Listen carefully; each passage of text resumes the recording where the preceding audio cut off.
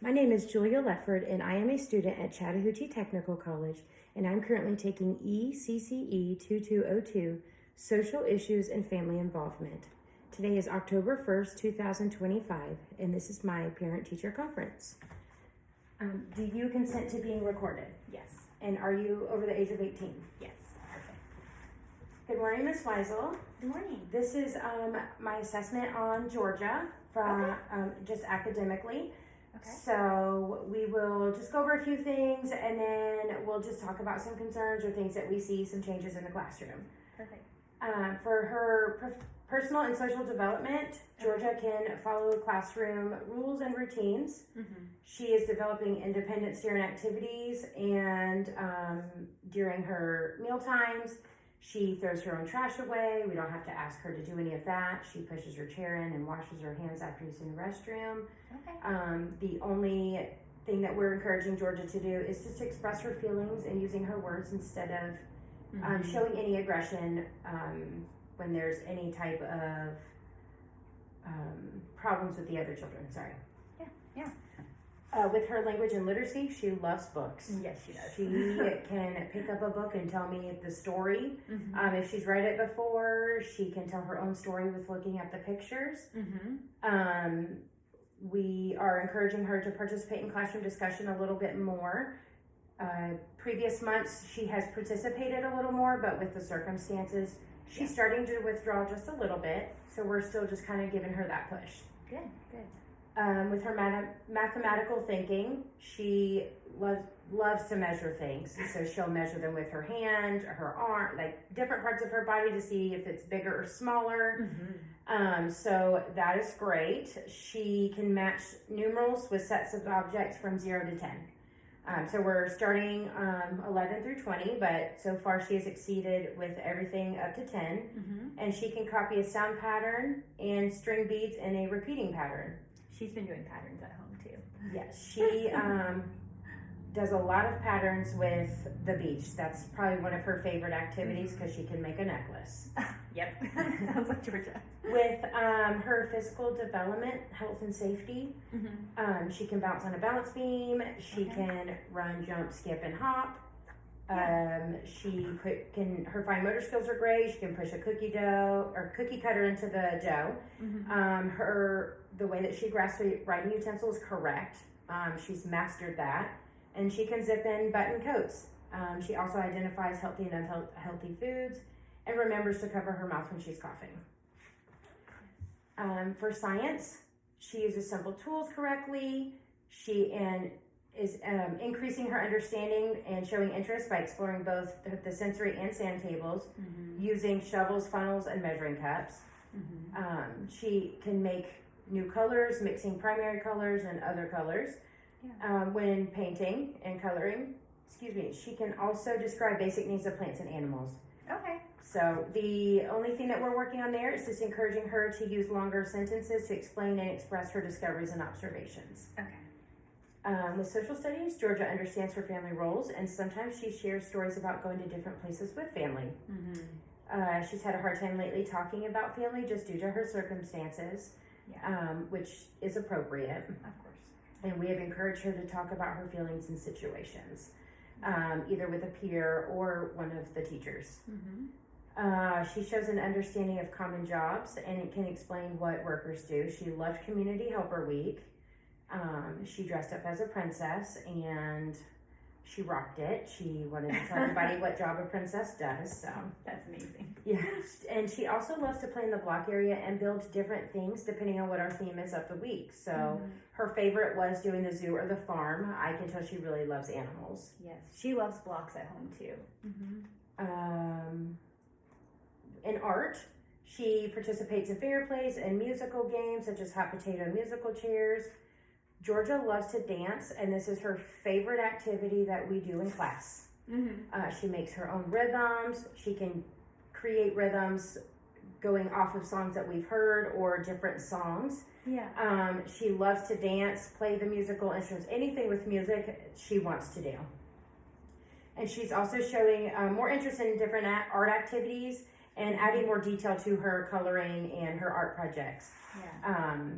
I feel like we're just starting to see her get interested more in art lately too. Yes, we're trying to encourage her to try to go to the art center a little more because she wants to stick with music or blocks, but just exploring other centers. Yeah. So she's doing great. So just the concerns that we have with Georgia is that she has been just exhibiting some changes in her behavior. And, you know, this could be aggression towards peer, shutting down when she becomes upset, or just some uncontrollable crying. And I know that things have been hard since the separation, and all of this is age appropriate.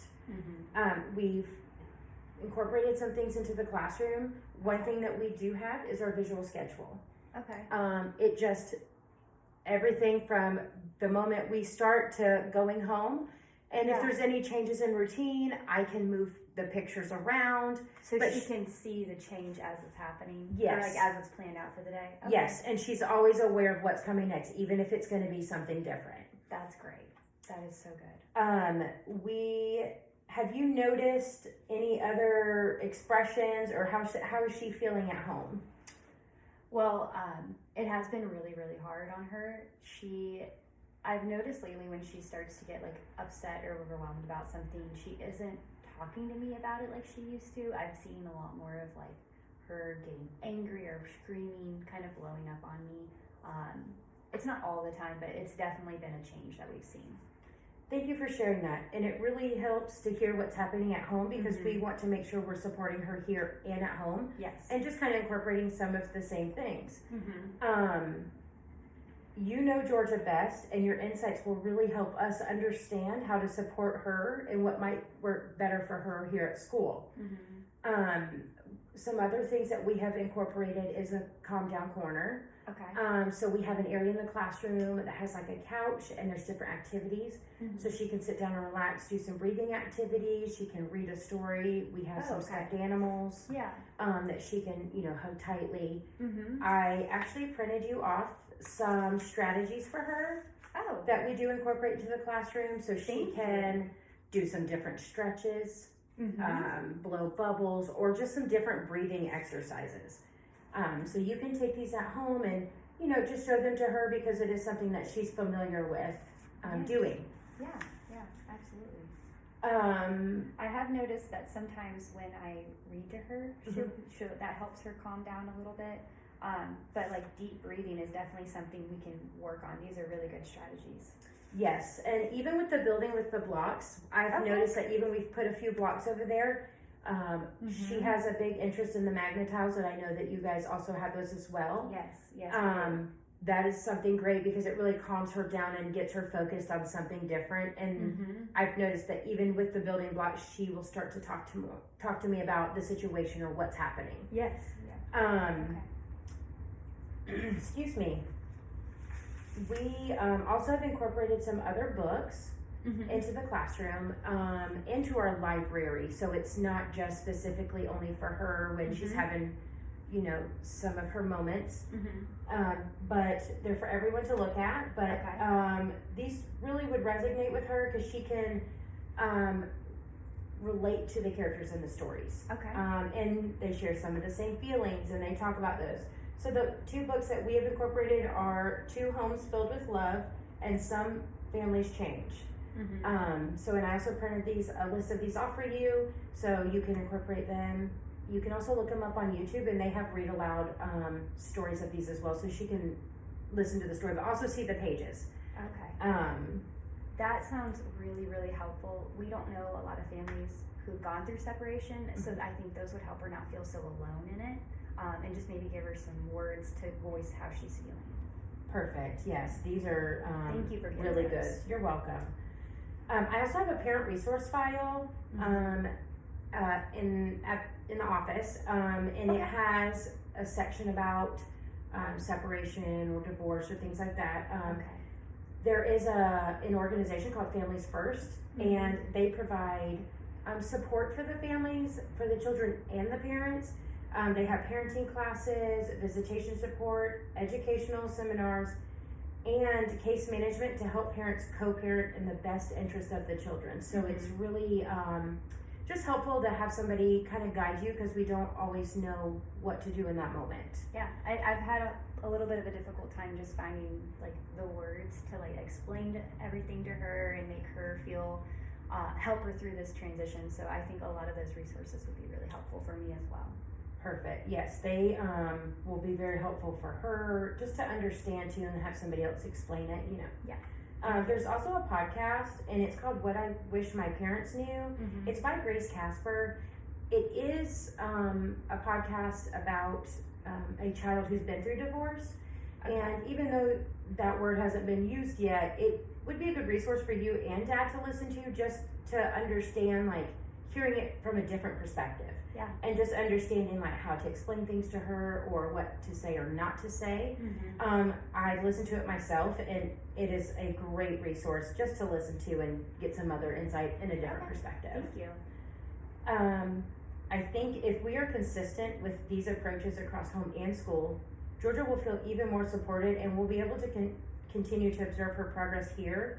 And I'd like to stay in touch with you regularly, just to touch base and, you know, any changes that you're seeing at home or other resources that you have found that we could also use here at school would be really helpful for her. I agree. Keeping the strategies consistent between school and home will be very, very helpful. Thank you for getting those for me. And I really appreciate you letting me know how she's doing during the day and just keeping me updated on it. Of course. We just want to do whatever's best for Georgia.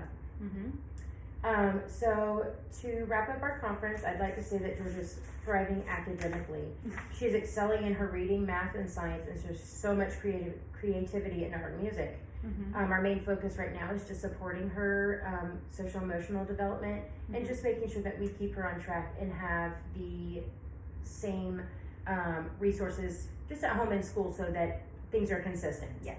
I would like to collaborate with you, and we'll extend those supports as we find other things that we have found helpful to you as well. Mm-hmm. I'd like to meet in about a month just to check in, even if we've been keeping in touch, just to have another sit down and just really talk deeper into how she's progressing.